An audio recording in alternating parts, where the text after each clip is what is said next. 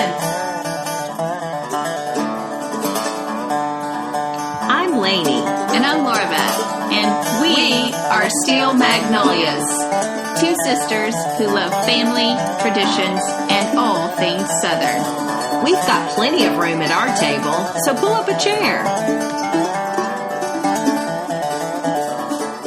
Hey, before we jump into our topic today, it being still October when we're recording this, and we haven't quite gotten into Thanksgiving yet, I wanted to share this letter to the editor that is 6 years old that I saved, and actually you saved as well. Yeah. So this is the former editor-in-chief of Southern Living, Lindsay Bierman, and he wrote this as part of an October issue in 2013, but I thought it was so good in terms of sentiment he wanted to share around this season. Time of year, yeah. And anyway, so I'm just going to read a couple of lines and then we can jump into today. But this actually, this was a free issue that I got of Southern Living. Okay. And I was so surprised that this was actually in the magazine. I subscribed. Isn't that interesting? And I've subscribed ever since. So I was already getting it. So Southern Living, good job. Yeah. You got me as a subscriber, maybe for life, because of this sentiment. Okay. So that's the weight I put on this. Yeah. That's why we both kept it. I think we were like, oh my goodness, this is my thoughts so good. too. So obviously he's talking, welcoming you to the season that they're in October. But he jumps in and says, all this month's glorification of death and dismemberment runs counter to the beauty of changing leaves, cool temperatures, and warm casseroles popping out of ovens.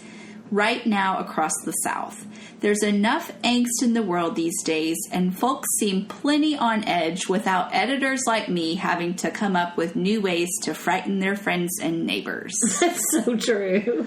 So, obviously what I'm saying is we really would love to overshadow the gunk, the death that this message that so much of Halloween does. Yeah, that this month really seems to want to usher in and focus on autumn and casseroles and new foods that are in season. Fall foods, yeah. And, even what we're going to be talking about today, the wonderfulness of different Southern expressions in food. So anyway, just wanted to, that's my sidebar, but I thought it's a really good time of year to just remember that it's about so much more. Celebrating the life. So many brighter things than you see out. So anyway, there's my soapbox. Life in the elements. Stepping off.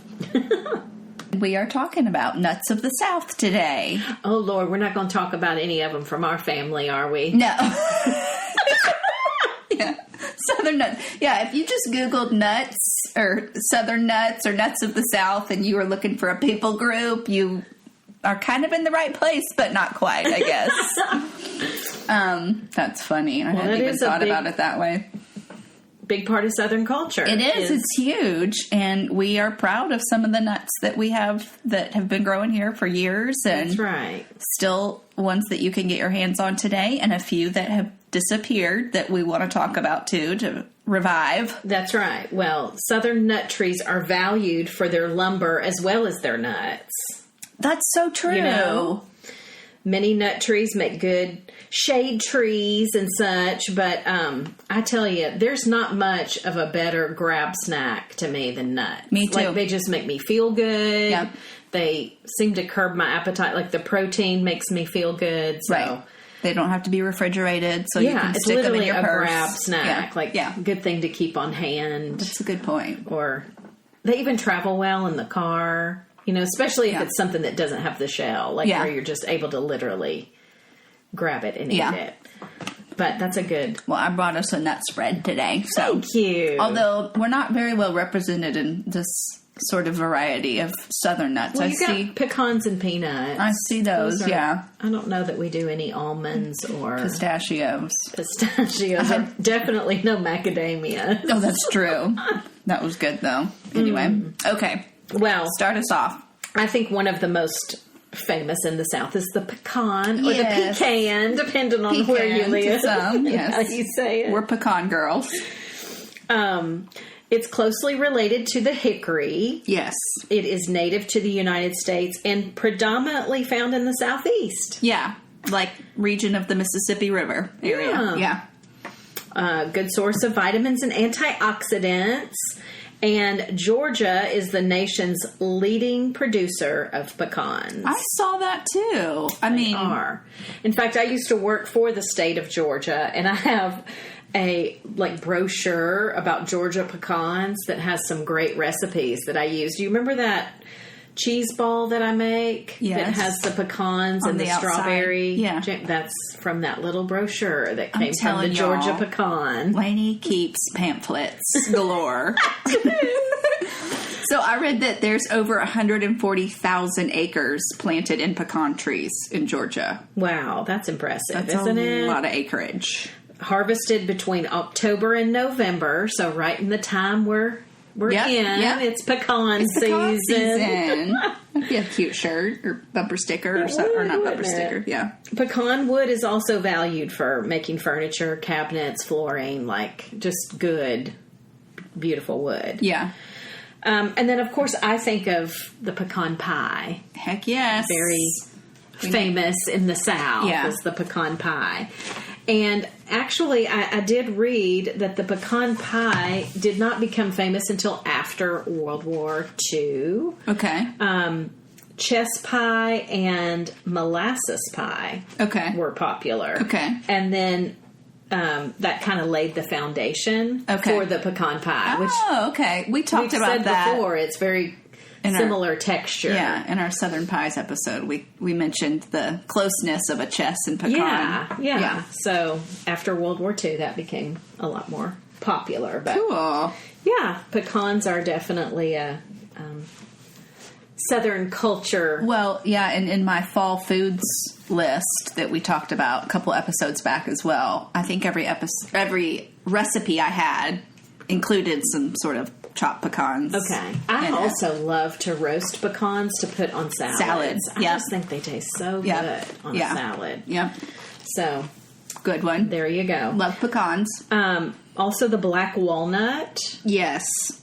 Native to North America, the black walnut tree is found from actually a lot on the east coast, but Massachusetts to Texas. That's a long stretch. It's a very long stretch. They're fairly scarce in the southeast now. And I had a neighbor take a huge black walnut tree out of his front yard just last week. And so I hate seeing trees go. But that's not helping the scarcity. I know, but they are a messy tree just because those walnuts drop. Yeah. And they're huge and they're practically... They're hard to get open. Dropping. They're hard to get open, too. So I think that's probably why he wanted to get rid of it. But they also are known for their beautiful dark wood. In the 1800s, those were used a lot for railroad ties and split rail fences because of their rot resistance. That's crazy. Yeah. That makes sense, though. So nice and hardy. And people still love to get that walnut wood to use for... making furniture. I do see it in furniture, home custom-made furniture places as an option a lot of times. And I like that color for stain, too, because it's just such a nice, dark, pretty color. But anyhow, black walnuts have a strong, distinctive taste. They're really good for cookies and baking, different things. Agree. Cakes. If you're making a hummingbird cake, that probably calls for some walnuts. Yeah, so... I think that's all I was going to say about walnuts. Also good in salads. I like those in salads as well. And even ambrosias and things like that. I forgot about ambrosia. Yeah. That's true. The American chestnut. Okay, that's a good one. And the Allegheny chinkapin chestnut, which I don't know. Bravo for you. Different pronunciation on that one. There's no way I could have gotten that one out. I don't know if I said it right. I think you did. I did read that there was a chestnut blight in the 1930s that nearly obliterated the species. Dang. Okay. I know. But anyhow, the strands of the American chestnut do still exist, but apparently a lot of them are still infected with the fungus from that or something. So I don't know. But those are also prized nuts. In fact, I think of even in England, you hear about the roasted chestnuts roasted on an open fire. Yeah. Different things like, I've tried them in the Dickens of a Christmas festival. They always have roasted chestnuts. And I don't know, it was a little soft for me. I didn't really like the flavor of that. Yeah. But, I'm more of a sugar plum gal myself. Did you like that? Oh, yeah. I love sugar. It's very sugary. Yeah. But anyhow, the chestnuts, there's a couple of different varieties, but those are also an old southern nut that you may see. Yeah. And I think they also feed a lot of wildlife. Oh, chipmunks. Chipmunks, rabbits, deer. Okay. They all eat that. How do you say it? Allegheny chinkapin chestnut. That one. Yes. Oh me. Well, they're sweet, but I haven't had a lot of chestnuts in my I don't think life. I have That's either. Not something I've had a lot of. Yeah. I mean, if I have, I didn't realize. I've grabbed a handful. I did live on Chestnut Street for a while, but I've never. It's a great name. It is, isn't it? Yeah. That was in Bowling Green, Kentucky, That's when I lived on Chestnut Street. And then the last one I had found, I don't know, was the shagbark hickory. Yes. When I think of hickory, I think of that being one of the. I have some different varieties of chips for smoking meat. Yeah, and hickory's one of That's the ones a good I have. one. Yes. It's it flakes well, I guess. Yeah, it gives a nice. The bark gives a nice flavor. I think it's also used in furniture and flooring and all different kinds of things, but. It also has a nut, and I'm not sure if I've ever had a hickory nut. I don't think I have. I would love to try one because Yeah. I don't know much about the nuts that grow on that, but they're really tall trees. They can grow to be 60 to 80 feet tall. Dang, that's tall. That is tall, isn't it? Yeah, that's really tall. That's all of the formal nuts. Yes. Now, what's interesting is that you probably are thinking, why didn't they say anything about a peanut? Right? Yeah, I mean, that's very famous. Because it's not technically a nut, and I didn't know that. I didn't either. Like, what the heck? Why is it called a peanut if it's not even a nut? It's a legume. Yeah, legume isn't in my vocabulary. Yeah. Well, also a good source of protein. Yes. Legumes are. Yes. But yeah, this is technically a legume, and they're often dried and roasted, which makes them crunchy like a nut. But they're soft when they come out, like a potato out of the ground. Yeah, I was going to say, so they're not on a tree. They're grown in the shell. They come in this shell in the ground. Yeah. So basically the peanut is the seed. That's so weird. It's just so weird. But yeah, they became more famous, I think, in the dried, roasted version that we think of in eating at baseball games. I was going to say, what do you think of when you think of shelled peanuts? You I think of baseball games. I think of Logan's Roadhouse, which is a chain steakhouse restaurant out of Nashville, actually. Oh, I don't know if I knew it was out of Nashville. Yeah. Okay. And have them on the table. You're allowed to take the shelled peanuts that are on the table and throw the shells on the floor. That's totally acceptable. Logan's has about 200. No, that's not right. Yeah, it's about 200 franchised locations. Wow, okay. Yeah. And it was started in Lexington, but the headquarters are here in Nashville. Okay. So if you haven't been to a Logan's and want to throw some shelled peanuts on the floor, that's your chance. That's so fun. Well, yeah, if I do get to a baseball game, it's almost like I have to get peanuts because that's just part of baseball for me. Yeah, agree. Do you know that another name that you might hear a peanut called is a goober? What? That is a name for, like, people might say. I thought a goober was like a nerd. Like, you're such a goober. Oh, it is that. Okay. I wonder where that came from. Like, I wonder what came first. Yeah. But no, it's definitely another nickname for a peanut. That's is a goober. hilarious. Okay. I found a little history I wanted to tell our listeners about peanuts. Oh, cool, yeah. Out of one of the S is for Southern book that I've referenced before that Garden and Gun did. George Washington Carver may have been more taken with peanuts than any other Southerner. Oh, okay. Born to slaves in Missouri in the 1860s, the pioneering scientist came up with hundreds of applications for the plant in the wake of boll weevils, wrecking the region's cotton crop. That's right. We've talked about this before.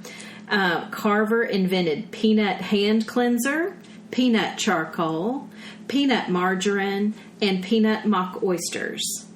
Yet in his enthusiasm for the legume, he just barely outpaced his regional cohorts who had been snacking on peanuts since the 18th century. Peanuts are actually native to South America, but Spanish explorers introduced them to Africa, and their last stop before reaching the southern colonies. Okay. Initially eaten only by enslaved people, they quickly found favor with with the white people, that turned them into soup and candy.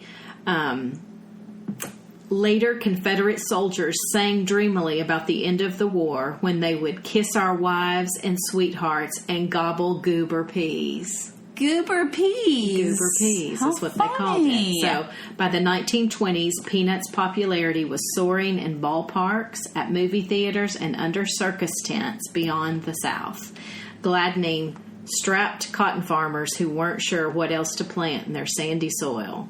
Nowadays, approximately 1 out of every 7 nuts consumed in this country is a peanut. Okay. And makes almost sense. half of U.S. grown peanuts hail from Georgia. Georgia. So Georgia's got the mark got on the nut pecans going and on. peanuts. That's amazing. But I just thought that was really interesting, even, just thinking back to how brilliant George Washington Carver was in coming up with how to kind of remedy what all this tragedy that was going on. Yeah. So cool. That's good. And needed. They needed something to come home for, their wives and their goobers. Goober peas. Goober peas. Well, we can't talk peanuts in the South without talking boiled peanuts. Yes. And you pronounced the actual end of the word boiled, but sometimes you might even hear it just called bowl peanuts. Oh, absolutely. You drop the ED, like a silent bowl peanuts. So just wanted to add that in if somebody thought, oh, I've only heard of bowl peanuts. That's what we're referring to. Boiled peanuts. They're simply raw, unroasted peanuts boiled in salty water for a long time. That's what they are. They're a common snack in the states of South Carolina, Georgia, northern Florida, Alabama, Mississippi, and to a lesser extent, North Carolina and Virginia. Yeah. So you would definitely see these at like a roadside stand. That's where you see them, right? With like a, in a brown paper bag. Brown paper bag with like a very, bajankety looking cardboard sign that just says boiled peanuts or boiled peanuts. Funny. But no one really knows just like why Southerners started taking to boiled peanuts is what I was reading online. Because, it's definitely a Southern food. It is, but then I did read this. It says boiled peanuts and similarly boiled soybeans exist in other cultures around the globe throughout Asia and Western Africa. Okay. So, I don't know. Maybe it started with, like we were talking about, it came from Africa. Right, yeah. So maybe they were just doing all different kinds of things with them. Yeah. Well, and I also saw that around the Civil War, there was the Union General William Sherman, and he led his troops through Georgia, and apparently he liked boiled peanuts. Okay. So again, Georgia on the map. Well, there is a couple of brothers out of Charleston that are kind of renowned in the food world that are Matt and Ted Lee. Sometimes you just hear them called the Lee brothers. Lee brothers, yes. And they actually have the website boiledpeanuts.com. Good for them. Own it. Own that domain. And they have a full-blown, you'll have to go to it and check it out, Laura Beth. You can order boiled peanuts. Sure. from that site. It's a 5-pound pack, and if you order before 1 p.m., you get it FedEx same day. What? Not How? even How? kidding. Not even kidding. That's better than Amazon sometimes. In fact, there's even a phone number that says, like, if you want to call to place an order to make sure it's, it's the fastest possible. I just think this is so funny. Wow. But they also have T-shirts and bumper stickers that say "I break for boiled peanuts." Oh my gosh. There you go. See, Hilarious. they're only at roadside stands. They know. So, if you have a craving because you've had them in the past and want to have them again, Some boiled peanuts. that's where you can get them. And they do this great, the Lee brothers did this great writing that I thought was so stinking cute. Boiled peanuts seem to occupy a space between a snack food and a habit. Like chewing tobacco. As any fan can attest, the act of loosening the salty, wet legume from their shell inspires one's mind to take a leisurely walk. People eating boiled peanuts are usually engaged in other tasks. Driving, chatting, fishing, watching a ball game. I just think that's so funny true. because you don't just sit down to eat them. Right. You eat them while you're doing something. I brought even other nuts over while we are doing this podcast. Yeah. So anyway, this writing goes on and on, but that's the part I loved about it is that you're usually doing something while you're eating them. Yeah. And I just thought that was so cute. But That's awesome. Well, and they're a great thing to set out for people if somebody's coming over. Nuts are. Now, boiled peanuts are messy. Sorry, backing up. That's a nuts messy in general. thing. And I do yes. have to, maybe I'm going to lose some of my Southern status. I don't like them. I don't like the softness I of won't them. make you turn in your Southern card. Thank you. Because I don't like them either. I did want to mention one other thing about peanuts, though, that I find interesting, because if you guys didn't get a chance to listen to our heirloom seed episode, Oh, yes. please check that one out. I'll link to it. Yeah. There is an heirloom seed peanut that I wanted to mention that is Southern. Okay. Come on. Okay. So it is called, I hope I pronounce it right, the Schrantz's Deep Black. Okay. And the history is that back in 1980, which is not that long ago, Dang, that's crazy. Yeah. a neighbor of North Carolina resident Jordan Schrantz gave him some peanuts. And as he started eating these, he realized that the shell, like the skin on the inside the shell, but outside the nut, was black instead of red. Usually it's kind of a reddish color, but this was black.